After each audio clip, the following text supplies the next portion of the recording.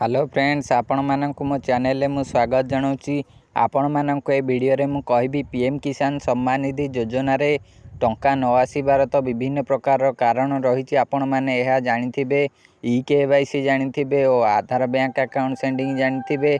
ए सबु विषय रे आपण माने जानिथिबे, किंतु आपण माने एभली एक त्रुटि विषय रे जानि नांती जेउ कारणरू आपणकर पीएम किसान सम्मान निधि योजना रे किस्ती पाई परिबेनी। आग को आपण माने 17तम किस्ती पाइबार अछि। आपण मानकर जदि एइटा एक्टिव नथिबो तेबे आपण माने 17तम किस्ती पाइबे नाही। एटा कोन जानिया पई आपण माने वीडियो को आग को देखंतु।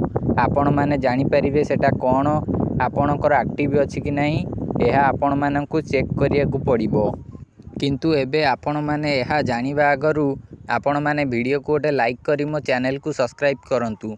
पीएम किसान सम्मान निधि योजना रे आपण माने जदि टंका पाउचंती तेबे आपणकर निश्चिंत जेकोसी त्रुटि तो थिबो। ई केवाईसी हो, लैंड सेंडिंग हो, आधार बैंक अकाउंट सेंडिंग हो, आपणकर जहाले किछि प्रॉब्लम थिबो आपण से प्रॉब्लम टिकु सॉल्व कले आपणकर पीएम किसान सम्मान निधि योजना रो टंका पाई परिबे।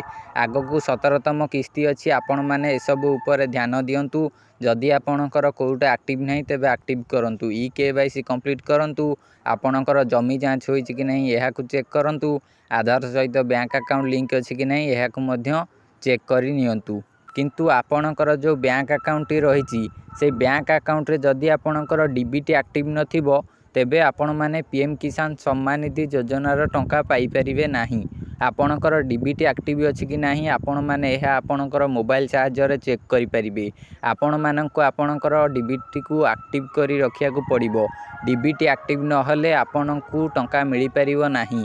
आपणकर डीबीटी एक्टिव अछि कि नाही आपण माने किपरि चेक करिवे जदि जानिबा को चाहुचंती तेबे आपण माने कमेंट करंतु। मु आपण माननकू नेक्स्ट वीडियो रे कहि देबी आपण माने डीबीटी एक्टिव अछि कि नाही किपरि चेक करिवे।